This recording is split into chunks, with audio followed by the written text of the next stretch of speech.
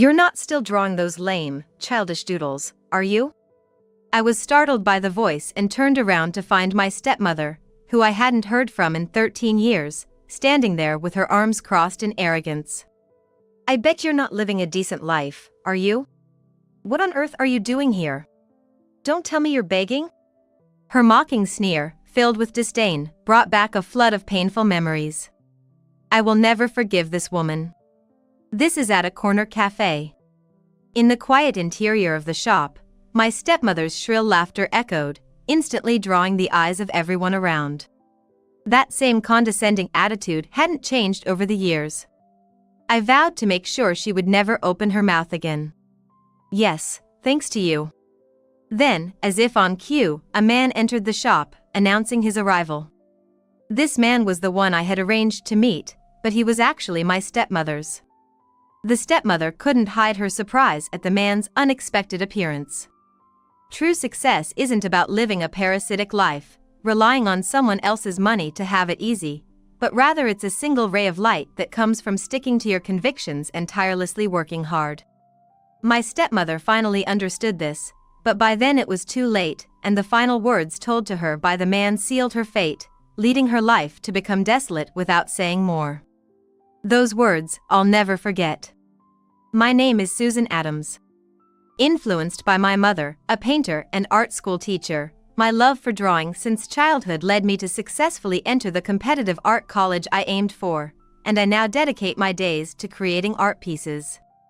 Starting with sketches inspired by my mother's paintings, I grew fascinated with expressing my imaginative world through art, cherishing the time spent sketching beside her. In the future, I want to become an artist who can captivate people just like my mother. To this big dream, my mother would nod strongly and always supported me. She was such a kind mother. Mom, I'm off. I have loads of assignments today, but I'll do my best. My daily routine now is to join my hands in prayer to the photo of my smiling mother, say goodbye, and leave the house. In fact, my mother passed away when I was in elementary school, becoming my guardian angel. Amid this, a certain person's piercing gaze always finds me. This person, always glaring at me with watchful eyes, is my stepmother, whom my father remarried during my high school years. My stepmother, who saw me, a serious art club member working diligently on my paintings, as gloomy and dull, constantly mocked me. Always cooped up in your room drawing, what are you even thinking? Such a weird kid. She'd say, throwing me a look of contempt and scoffing. This was my daily reality. Even now, as an art college student, the slander continues. I only got in by luck with no real talent, and studying art will never be useful for the future, she claims. She must have been pretending before the marriage. Think of me as your real mom and feel free to talk about anything, she'd say with a smile, promising to create a supportive environment for my art, claiming I'm rooting for you. But that kindness was all a lie. After the marriage, she turned on me, especially when we were alone. Her nastiness became evident. My anger knew no bounds when she deliberately ruined my work, intended for a competition, by pouring used cooking oil over it. Instead of apologizing to me, trembling with anger, my stepmother insulted my worthless paintings and kicked other artworks around before leaving the room. I still can't forgive her actions to this day. Yet, I remained silent. In front of my father, she played the part of a doting mother with a disturbingly sweet smile, and since their marriage seemed happy, I couldn't shatter the happiness my father had finally found after raising me alone since my mother's passing. The rift between my stepmother and me only deepened over time. I channeled these unresolved feelings into my college life, putting even more effort into my artwork. Especially busy before competitions or project deadlines, I'd stay up late at the university working on my creations, valuing every moment so much that I started staying at a friend's place near campus. Home became just a place I returned to occasionally, enduring my stepmother's usual sarcasm and malice only during those times, but leaving felt like being freed, lightening my spirits. I decided to avoid seeing that person's face as much as possible. Just as I was living day by day with that thought, I got a call from my dad after a long time. We had both been busy, and recently we hadn't seen much of each other or even talked, but I was sure my father was doing fine. That's what I believed until my dad, on the other end of the phone, hit me with shocking news that left me speechless. He had cancer. And it had metastasized to various organs, leaving him with little hope for recovery. Why had he kept this from me until now? Unable to hold back my tears, I sat down on the floor. The intense shock shook me so deeply that I found myself alone in the university studio, crying out loud, forgetting myself and my grief. I don't want to go through this pain anymore. I can't stand to lose anyone else. Why, after my mother, is my father being taken from me too? Why am I being left alone? Late at night, I returned home. All the lights were off, plunging the house into darkness. My stepmother must have already gone to bed. I thought I heard my father's voice saying welcome back, but it was just my imagination, and sitting quietly in front of my mother's photo, I faced the reality that my father wasn't there in the house. "Mom, please save Dad!" The next morning, I left the house early and headed to the hospital where my father was. "Susan, thank you for coming early in the morning despite being busy." My father greeted me with a gentle gaze, his voice weak and slightly hoarse. It was hard to imagine him so frail and thin, a stark contrast to his usual vitality, now connected to so many tubes and confined to his bed. Tears overflowed from my eyes again at the sight of him. "Dad, how did this happen? Why didn't you tell me sooner?" To that, my father, apologizing while smiling weakly. "I didn't want to be a burden to you, Susan, who's working so hard. I never imagined it would get this bad." He had felt a bit off but attributed it to aging and continued his normal life. However, one day, he suddenly couldn't swallow food and felt a tightness in his chest. A rush to the hospital and subsequent tests revealed cancer in his esophagus. After treatments and surgery, it seemed the cancer was gone, but then it metastasized to his stomach and spine, leaving him with little hope for recovery. "If only I had gone to the hospital sooner, if it had been caught in the early stages, this might not have happened." Saying that, my father looked up at the window. "Or maybe it's Mom's jealousy over me remarrying."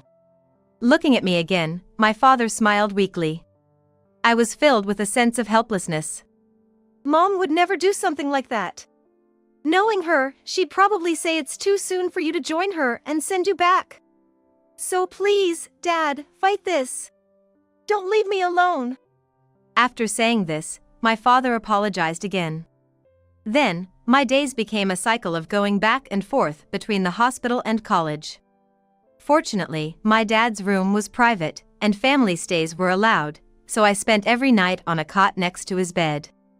Day by day, my father's voice grew weaker and raspier, to the point where it was hard to make out what he was saying. Even so, we enjoyed a slow conversation. "Susan, make your dream come true. I want you to fulfill the promise you made with Mom. I always loved the paintings my wife made." Reflecting on mother like that, my father would look at me with a strong gaze. "I was surprised when you started drawing as a child, it was so similar to Mom's gentle paintings. You've inherited Mom's talent. So, don't give up. Fulfill your promise to create art together with Mom." Even after remarrying, my father always thought of Mom. He cherished the memories with her deeply. "Dad, thank you. Thank you for raising me with all your might. Yes, I promise. I'll never give up, no matter what. I'll fulfill my promise to Mom." My father will soon lose his sight and won't be able to hear my voice. That's why I want to express my feelings to my dad now. So that I won't have any regrets if he were to close his eyes tomorrow. Now, I'm going to express all my gratitude. Then, day by day, my dad's strength weakened and his breathing became erratic. Eventually, he no longer recognized my voice and quietly passed away. "Dad, you've worked hard. Now, you can relax with Mom." I spoke these final words to my now cold father and bowed my head. "Thank you." My father's funeral was carried out smoothly, and as many people saw him off, he embarked on his journey to the sky. Just as life began to slowly return to normal, my stepmother, looking at my father's portrait next to my mother's photo, opened her mouth. Sigh, how am I supposed to live now? I need to find someone else to earn money. Shocked by her words, I couldn't help but glare at her. What exactly does that mean? Noticing my stern gaze, my stepmother, with a calm face, smirked and said, "In this world, your happiness is determined by how well you can cling to those with money. You're old enough to understand that, aren't you? Instead of foolishly drawing all the time, you should learn that skill," and with that, she walked into the back of the room. Was her marriage to my father all for the money? A shock I had never felt before ran through my body, and with my heartbeat quickening, a strong anger began to rise. No wonder my stepmother never visited my father during his illness. In fact, the only times she visited the hospital were on the first day of my father's admission and a few times when paperwork was necessary. Even as my father's consciousness faded, she never showed up, claiming to be busy. Probably, she was busy at home dealing with the insurance company. Indeed, my stepmother was the beneficiary of my father's life insurance, and not a penny went to me. She must have deceived my father, saying she intended to share it with me after receiving it. But no matter how much money she received, it could never replace my father. The value of a human life can never be exchanged for money. Oh, right, why don't you just leave this house? Even though I couldn't see her, I could hear my stepmother's unpleasant voice from the back of the room. I instinctively wanted to cover my ears. You do whatever you want. Have you any idea how much money that costs? How can you so carefreely live in this house, you money eater? Don't you ever think about working to help with the household expenses? I wanted to throw those words right back at her. My stepmother, a housewife, would finish the bare minimum of household chores and then spend her time watching TV until my father came home. She went out a lot, enjoying luxurious lunches and shopping with friends, and even overnight trips as she pleased. My father never showed any displeasure at my stepmother's actions, and she must have been quite satisfied with living life exactly as she wanted. While attending college, I tried to find time to work part-time jobs to help out, but due to my dad's strong wish for me to forge ahead with my dream and focus on painting, I decided to concentrate on my life at university. My stepmother probably didn't know about this interaction between us as parent and child. I don't need to be told, I'll pack my bags and leave.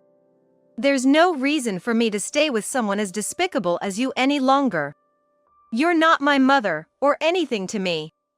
I've reached my limit. I understand she doesn't like having a stepchild. But I truly believed that she at least loved my father. However, her gaze was not on my father, but on his wealth. What's with that attitude? Who do you think has been taking care of such an unlovable, gloomy person like you? Show a little gratitude. When have I ever been taken care of by my stepmother?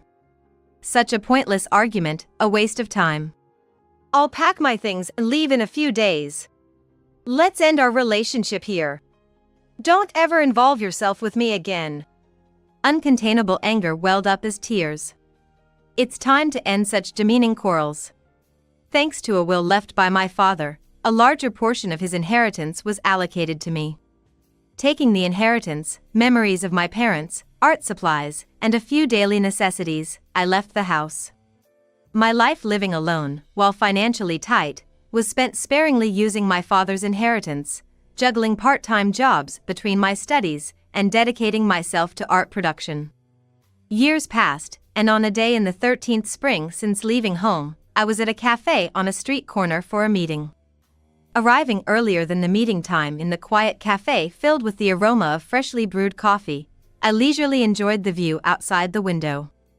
Watching cherry blossom petals quietly fall, I was struck by their beautiful yet fleeting strength, enjoying this peaceful moment away from the hustle and bustle, all by myself. That's it, I'll paint the cherry-lined streets my mother loved, filling the canvas. Then, the cafe door opened and I heard the staff say, "Welcome." I instinctively looked towards the voice to see a customer in a flashy pink dress that seemed out of place in the wood-toned calm of the cafe. Huh? This must be a joke. It was a face I recognized. However, I quickly averted my eyes and turned my gaze back outside the window. This couldn't be happening. We weren't supposed to meet again. Then, the sound of footsteps approached, and a flash of flashy pink caught my eye. "Hey, you!" It couldn't be my stepmother. I turned my face away from that annoying voice. "Why are you ignoring me? I spoke to you since it's been a while. You're as unpleasant as ever." The sudden shouting from my stepmother changed the atmosphere of the quiet cafe in an instant. As I turned around in surprise, her verbal onslaught didn't stop. "You're not still drawing those childish, tacky pictures at your age, are you? Trying to make a living with such a gloomy hobby is just impossible. Haven't you started to see reality yet?" Her condescending attitude towards me hasn't changed even after 13 years. My stepmother's tactless remarks echoed throughout the cafe, leaving the people around us perplexed. "You're not leading a decent life, are you? What exactly are you doing here? You're not begging, are you?" Her words, filled with scorn, brought back painful memories. But I'm no longer the person who is scared of her. I will never forgive this woman. Or perhaps, you want to come back home? Unfortunately for you, I've remarried and live in that house with my new husband. Well, if you pay rent properly, I might let you live there. It seems she's tricked another wealthy man into a comfortable life. It's audacious how she can claim our house, filled with so many memories, as her own. Yes, thanks to you. I had kept my silence, not wanting to be swallowed by such a vulgar person's taunts, but I've reached my breaking point. I'll make sure she never opens her mouth again. I've had my struggles, but now I have a stable income and live a peaceful life in a new apartment near the station. My stepmother seemed a bit taken aback by my unexpected response, but due to her fixed notion of me, she refused to acknowledge the truth. "What are you talking about? Where near the station is there a new small apartment? Are you dreaming? Or have you given up on reality and retreated into a fantasy world? I can't take it anymore. Just being in the presence of such a selfish and oblivious stepmother makes me nauseous." It seemed impossible to wait until the appointed time. Apologizing to the person I was supposed to meet, I stood up to leave. Just then, a man's voice came from behind. Unfortunately, it appeared the man I was supposed to meet had just arrived. He was a magazine journalist, and in fact, I was at this cafe to be interviewed by him. The thought of being associated with this flashy, tasteless woman was troubling. It would be bad if it became widely known. In a panic, I tried to take the journalist outside when suddenly, why are you here? Didn't you say today was an important day for an interview? Is your work finished?" My stepmother, flustered by the man's arrival, stumbled over the leg of a chair with her high heels and fell to the floor with a thud. "You, what are you doing here now? Weren't you supposed to go to a job interview today? With that outfit, have you lied again?" Although the situation was unclear, it seemed the two knew each other somehow. Determined not to cause any more commotion inside the cafe, I took the two, who were about to start arguing, and left the shop. "You're lying too, aren't you? You were all excited about interviewing the talked-about painter today. And yet, here you are in a secret meeting with this gloomy girl. Could it be an affair?" As soon as we stepped outside, my stepmother started making a scene. I was dumbfounded by her vulgar remarks that hadn't changed over the years. "You! How dare you speak to the teacher like that? Apologize. You've been nothing but rude since the start. Who do you think you are?" At the journalist's words, my stepmother froze a bit. "I deeply apologize, teacher. This is my wife, who tends to jump to conclusions and has a habit of speaking her mind without filtering her words. I will speak to her later." The journalist apologized to me. It's embarrassing to be called a teacher, but indeed, my paintings are currently attracting attention. My painting, which won an award in a competition, caught the eye of a famous artist who commented on its vivid and soft touch and shared it on social media. This sparked a wave of interest, and now my art is featured on scarves and umbrellas in collaboration with a renowned brand, displayed in stores.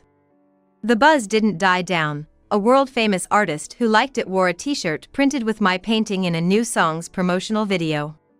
The video's views skyrocketed, and orders for the t-shirt flooded in from around the world.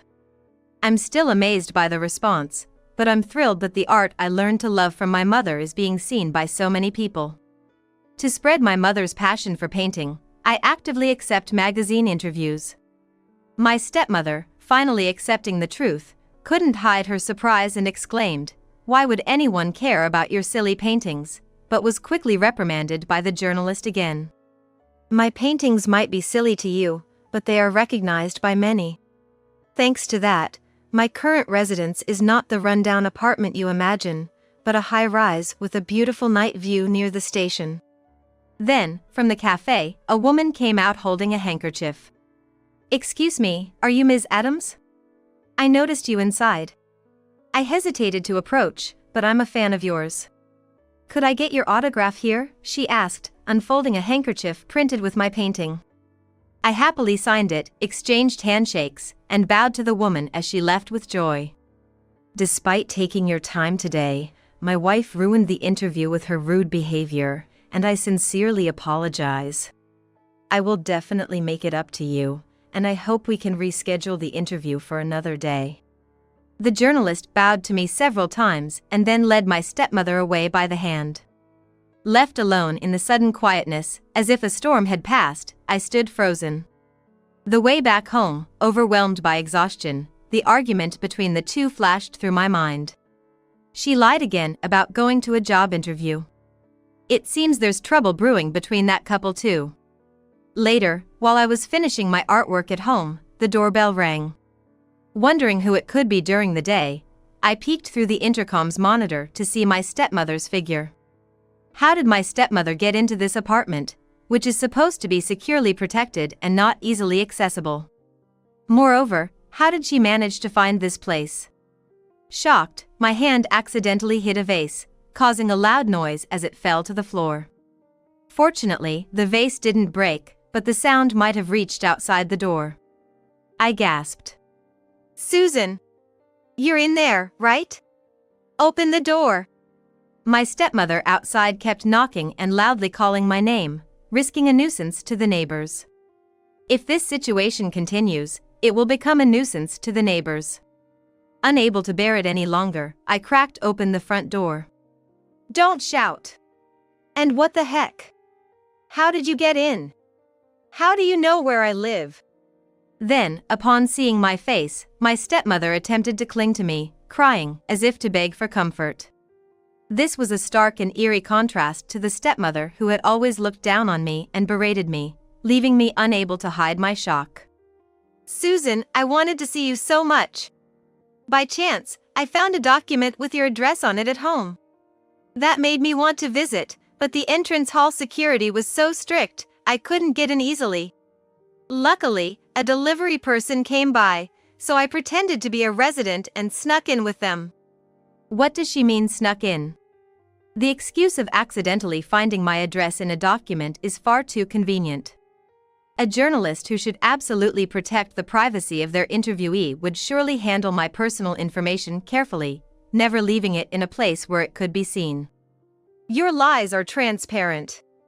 You must have stolen your husband's important documents to rummage through them for my address. I don't know what you want, but leave. I have no need for you here. If you don't leave soon, I'll call security." My guess was right. However, my stepmother froze like a stone, unwilling to leave. "I just wanted to see you and looked at my husband's documents a bit. Actually, I have something to ask of you." The demands she continued with were selfish and unforgivable, further fueling my anger.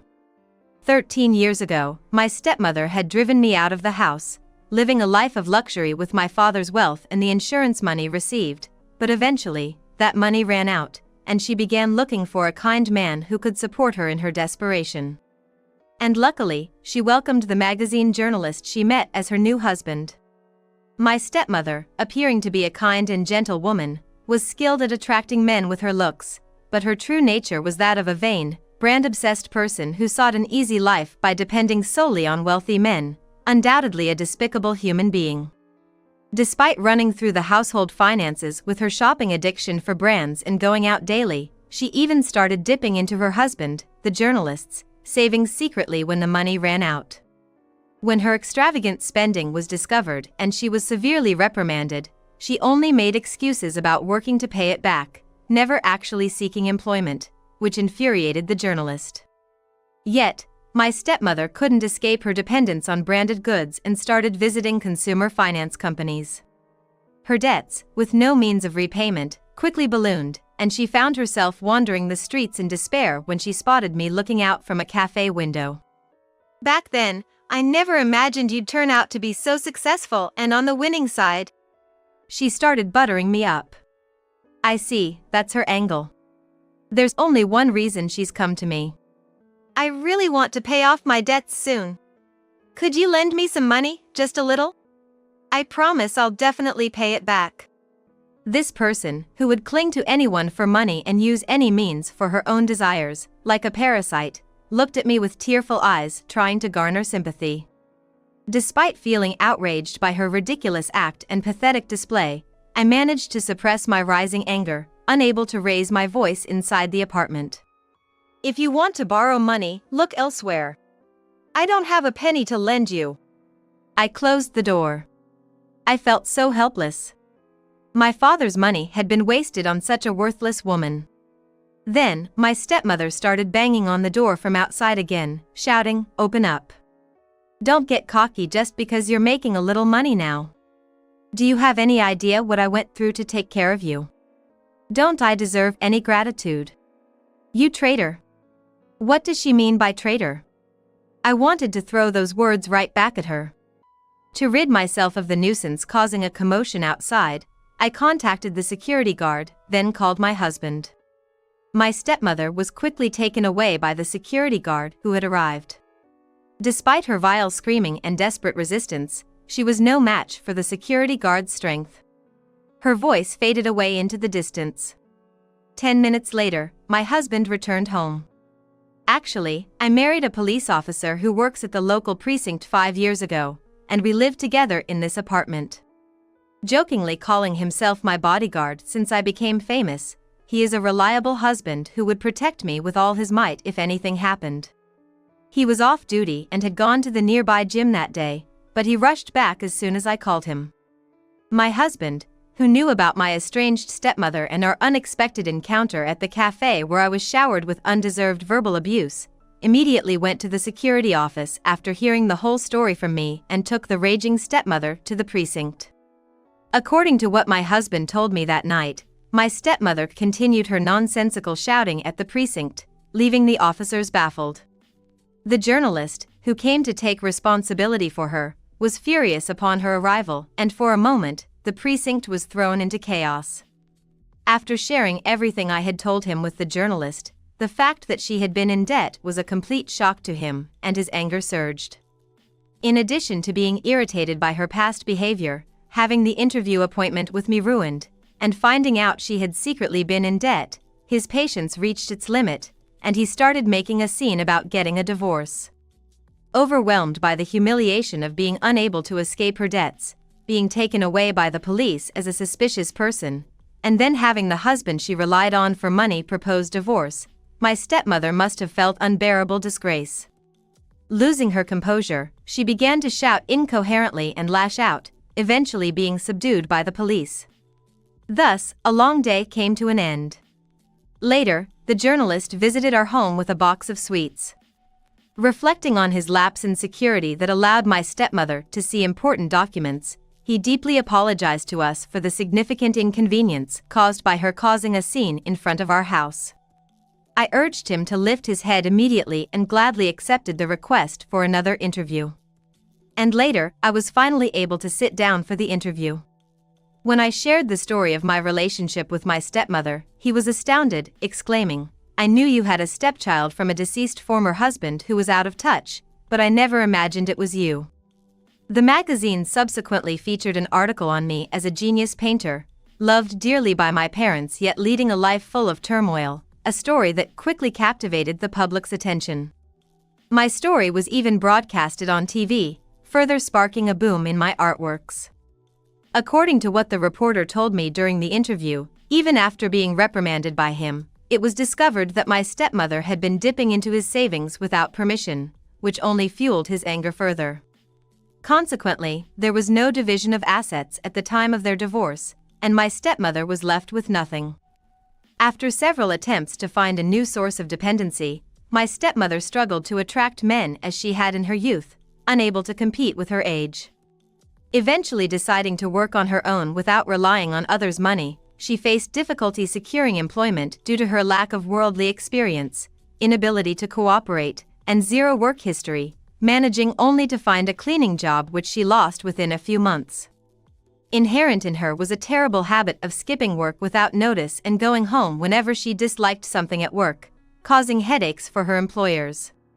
Yet, having never worked before, she refused to acknowledge her own faults, causing a commotion upon being fired. With nowhere to go, her only reliance became consumer loans, as her debt continued to spiral out of control. The stepmother once made a single phone call to the journalist. "Help! Someone is chasing me!" Whether it was a hallucination or reality, her voice seemed terrified and trembling. However, annoyed by her call, the journalist set her number to be blocked. Since then, they've been estranged, and now, it's unclear where or what the stepmother is doing. Likely, she's hiding from debt collectors, possibly screaming somewhere, attacked by her hallucinations. Meanwhile, my husband and I moved and started a new life. The artwork I'm currently working on is a continuation of what my mother had been painting before she passed away without finishing it. If I ever become a recognized painter, I plan to complete my mother's piece and present it to the world as a joint work of mother and child. That was the promise I made with my mother before she died. With the end of my long years of hard work and my paintings now gaining recognition in the world, I believe I can awaken my mother's spirit in this piece. So, I took up my brush. Effort never betrays. Those who believe in themselves and never give up are the ones who truly grasp glory and happiness. A parasitic life will eventually come to an end. Those were the last words the journalist said to my stepmother. These words, echoing my own beliefs, are deeply engraved in my heart. And today, my husband and I welcomed another serene morning. My husband, who has a mild temperament similar to my father's, loves my work more than anyone and supports me closely. There could be nothing happier than continuing to live a peaceful life with my husband, my #1 fan. Today, too, I joined my hands in front of the photos of my mother and father.